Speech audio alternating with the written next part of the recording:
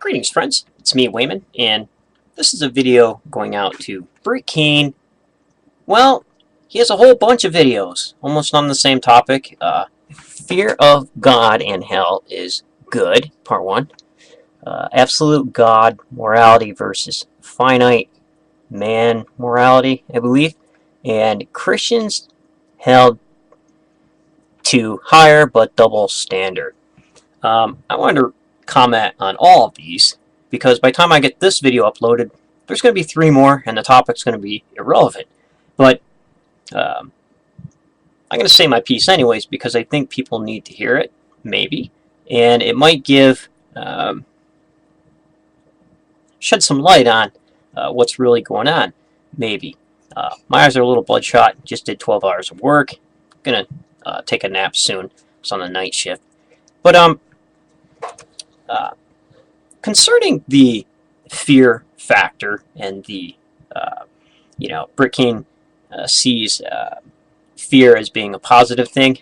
Anybody who bribes somebody to follow the path of righteousness and virtue, and anybody who uses fear to extort a person to follow the path of righteousness and virtue are nothing but that.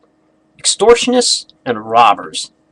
Because virtue, friends, should be done without reward and without threats.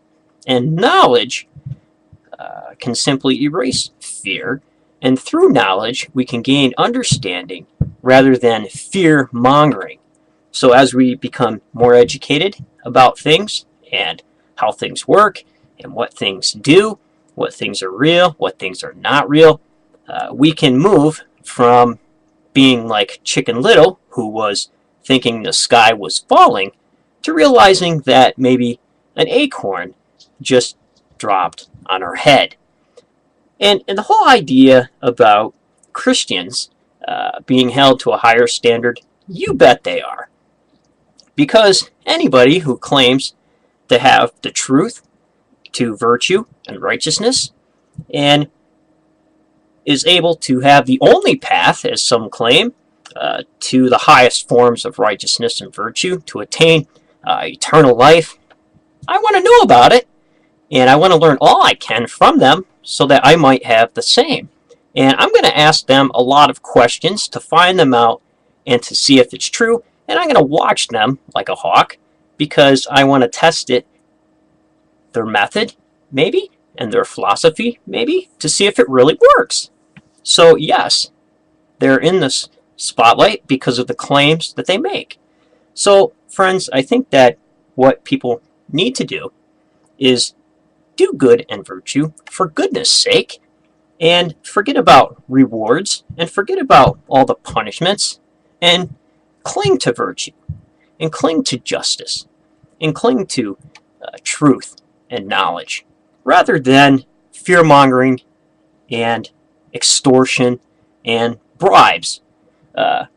So friends, I think that's the gist of it. Everybody has the potential to attain the highest forms of virtue if they so choose. And they don't need to be bribed, and they don't need to be fear-mongered into the fold. So I think that through education and understanding of truth, fear is dissipated. And I think that virtue can be attained by atheists, agnostics, and whomever decides to follow after her. So let virtue be your God. And who knows? The Good Samaritan was not an evangelical Christian. He just did what he had to do for the robbed and beaten along the road, paid the doctor bill, and went on his way. He did good for the sake of doing good, and not for treasures in heaven, and not because somebody told him if he did not follow this path of virtue, he would be in eternal flames. That's not in the story. So maybe that's what we need to do, and maybe that will help us all to be better human beings in this short life that we have. Because death knows our time and arrives punctually at that time, and we don't know what that is. So take care, friends, and remember, if everybody's thinking alike, then somebody isn't thinking.